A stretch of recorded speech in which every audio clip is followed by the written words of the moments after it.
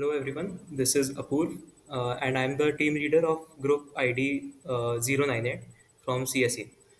So basically our project is a static analysis utility that allows users to detect security issues in their project code bases.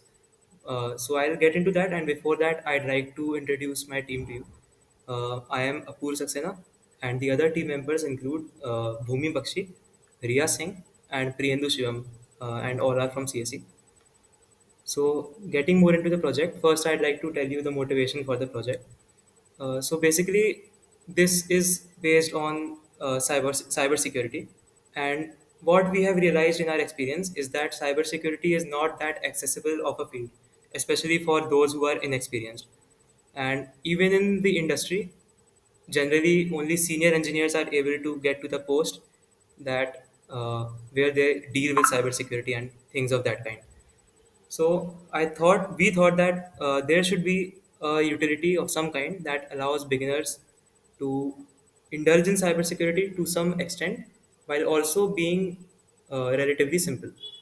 So the objective of this project, I would say, is to create a static analysis utility that can scan the source code of projects and while being relatively simple to use and have a custom rule set definition system and can also handle complex enough scenarios. So yeah, I guess that's it. And Priyendu Shivam will tell you more about the project structure and the dependencies. Myself Priyantu Shivam, and I'm going to show you the dependencies which we have used in our project. So starting with the first one, which is tree setter. It is a parser which parses the tree and which is used to create the abstract syntax tree of the code which is provided by the user, which provides a common format for syntax trees of all languages. So we can add support for others later on easily. And the second one is Prettier, which we have used in our project. Each developer has their own style of writing code. So to standardize it to a common format, we use Prettier.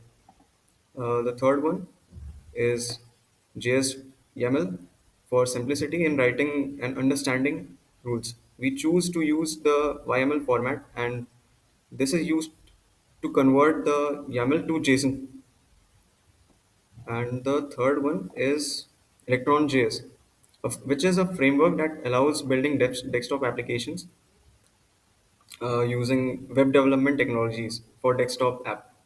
And the last one which we have used is VS Code Extension API for building the VS Code extension, which is set of tools provided by VS Code for building extensions. So heading towards our project structure, firstly we have semantic search. What we have tree utility.js file, which is used for parsing and traversal of the nodes. And the second one we have node matcher.js. It performs the matching part of the nodes. Then comes up node relations.js.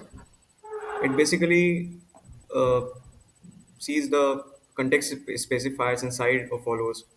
And the last one in this semantic search is pattern finder.js, and it searches based on above these three.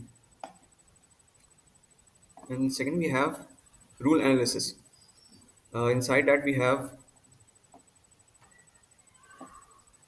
rule rule parser.js, reading YAML rules and verifying syntax, then changing to JSON. And after that, we have uh, context matcher.js. It basically checks if the context specifiers are valid or not.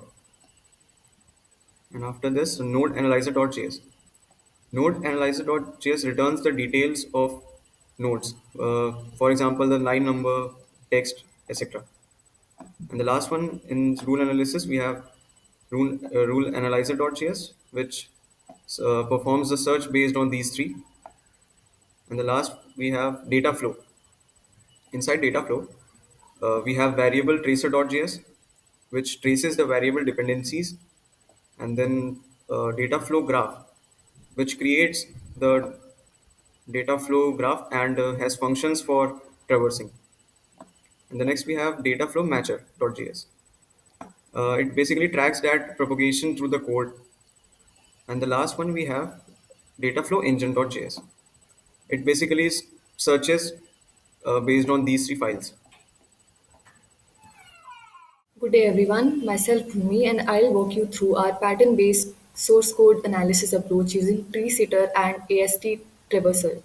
The first step is standardizing the source code using Prettier to ensure consistency.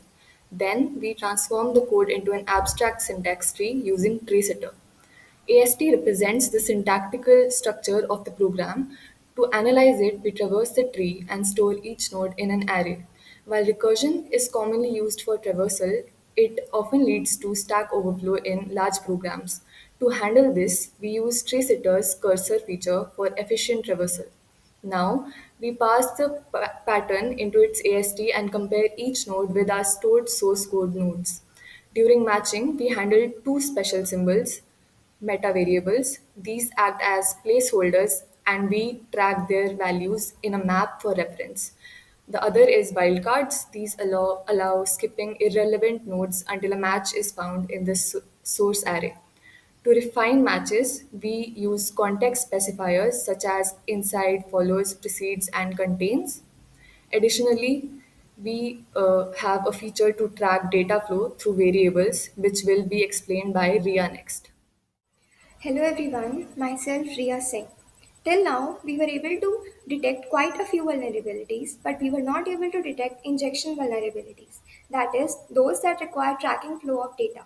For this, we have a special feature which allows us to check if a particular symbol has any dependency on a given variable. To do this, a data flow graph of the entire source code is created, which allows tracking of variable dependency. Now let's analyze the data flow dependency. In this code snippet, variable A is assigned a value 5, variable B depends on A, and variable C depends on B and hence on A as well. Now, if A is a dangerous variable, it influences B because B is derived from A. Similarly, since B affects C, C is also influenced by A. So the vulnerability is detected. Using this approach, we can track how a dangerous variable propagates through the program, and thus the captured vulnerability is shown as a result. Using this, we were able to detect complex injection vulnerabilities as well. All right. So now that the implementation of the pattern searching and the data flow analysis has been covered, I'll take you through the actual rules and how you can write them as well. So I've written this guide where you can have get an idea of how to write each rule. So basically, we had already devised a system in order to search for patterns, and also a system to specify context, as well as a system to check for data flow analysis, as Ria described uh, just before me. And so now I'd like to present the pattern that we have come up with in order to the syntax that we have come up with in order to specify rules and create rules. So this is the an example of a rule. So it consists of an ID, it consists of a severity, a message that will be displayed when it is captured, and a rule attribute which consists of the pattern that we're searching for. So this is the simplest form of a pattern that can be captured, and obviously it is not not an actual vulnerability, and for actual vulnerabilities we would have to be more inclusive, and for that we have some special symbols that I'll show you along the way. So this is the basic pattern matching one that I just explained.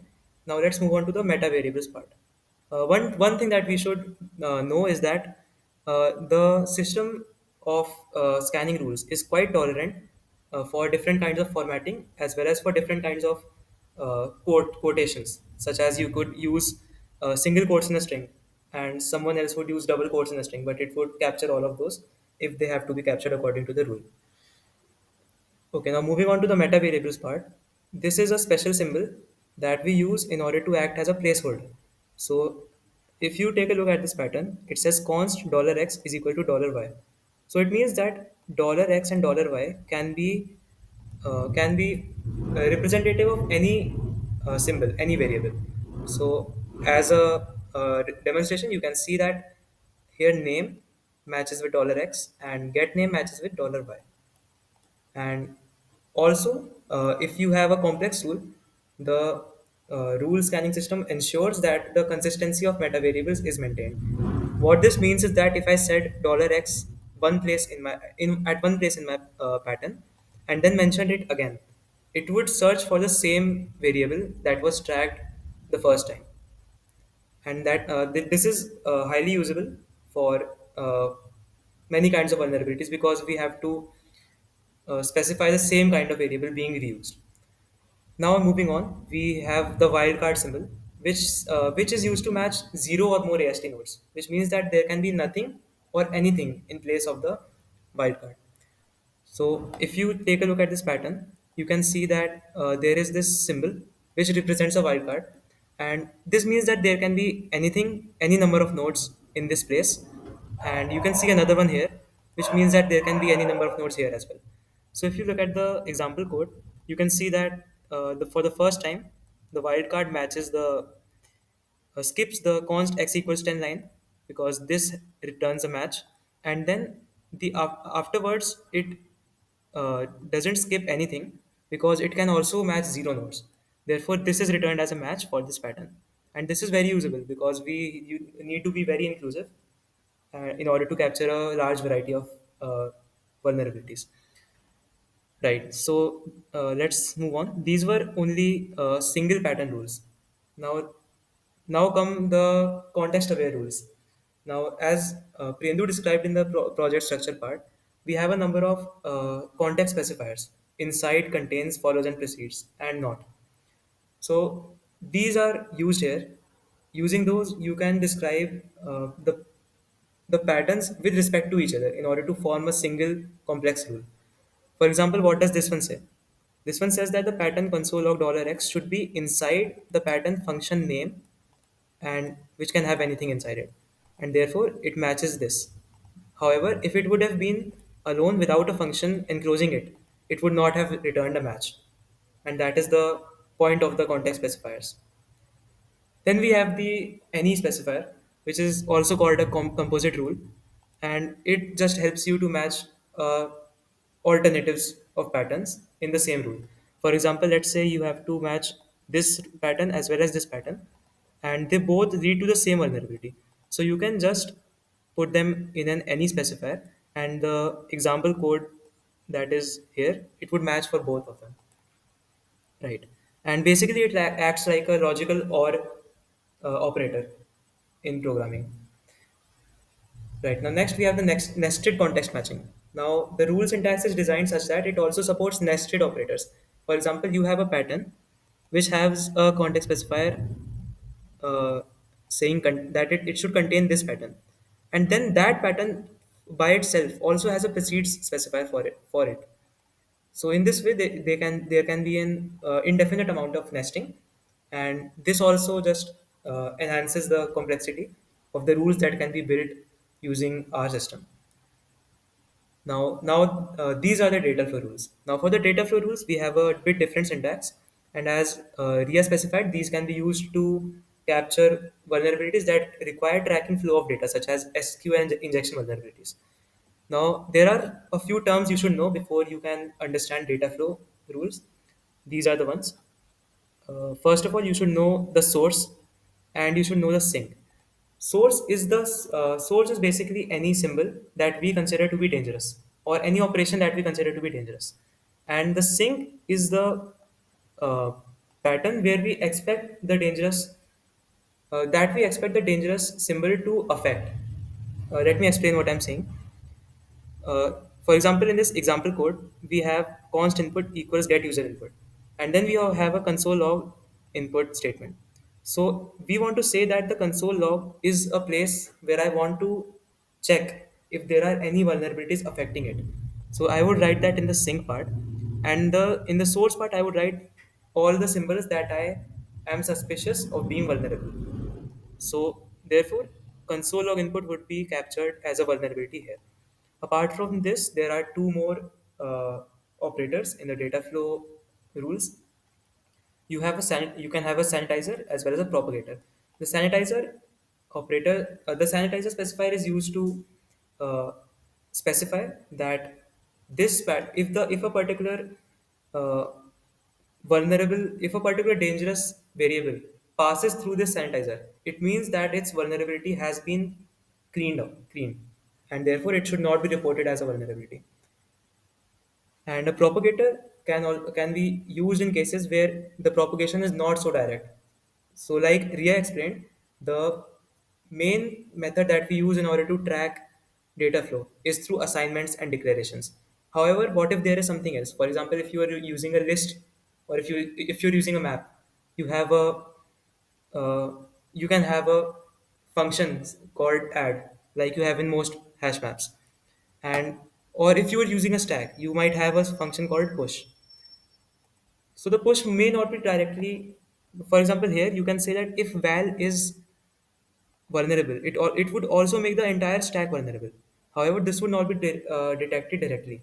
Therefore, we can specify a propagator that should detect all such conditions where where the vulnerability should also be transferred forward. So that is the role of the propagator, and that's most of it.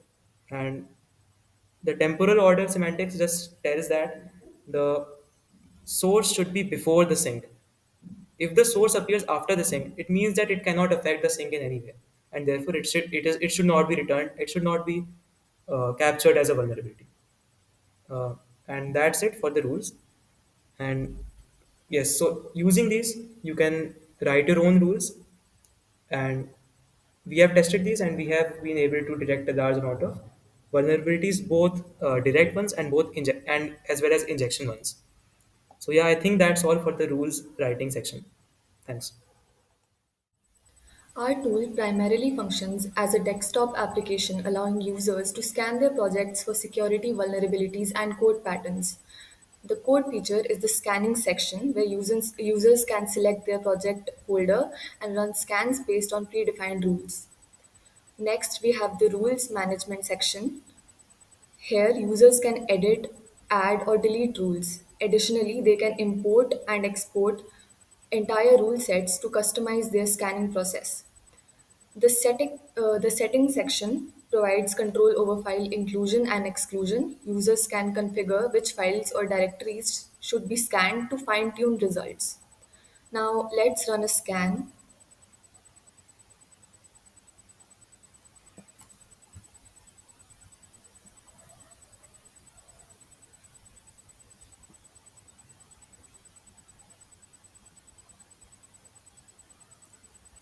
The tool has analyzed the selected files, applied the rules, and presents the results highlighting potential issues. So we also have another way to use the utility for power users, and this is how it can be run.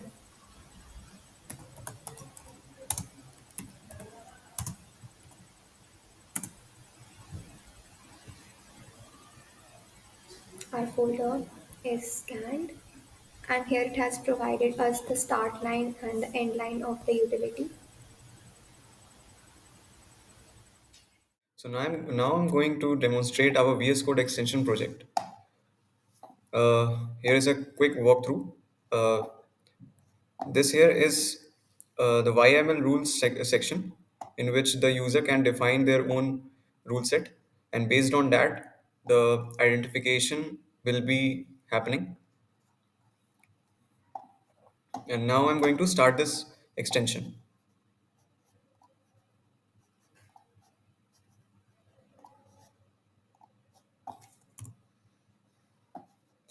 So the VS Code extension is now currently active, and I have some set of files for just sample, so that I could show that how it's going on. So for example, I have torrent parser.js. Now I'm going to check the vulnerabilities present in this file. Here is the icon for our extension. So yeah, it has found some vulnerabilities on location 8, location 10, location 27. And suppose we have a file which doesn't have any vulnerabilities. For example, quick.js is one of them. Now I'm Okay. So yeah, no matching rules found.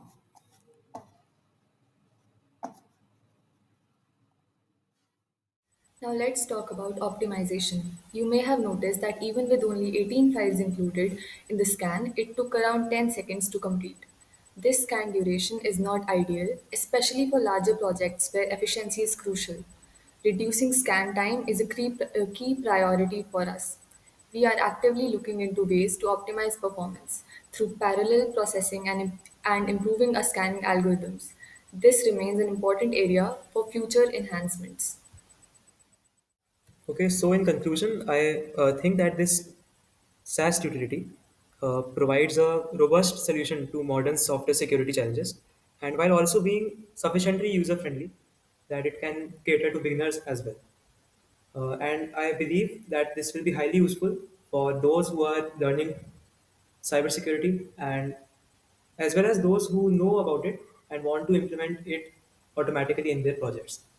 And that's all. Thanks for watching.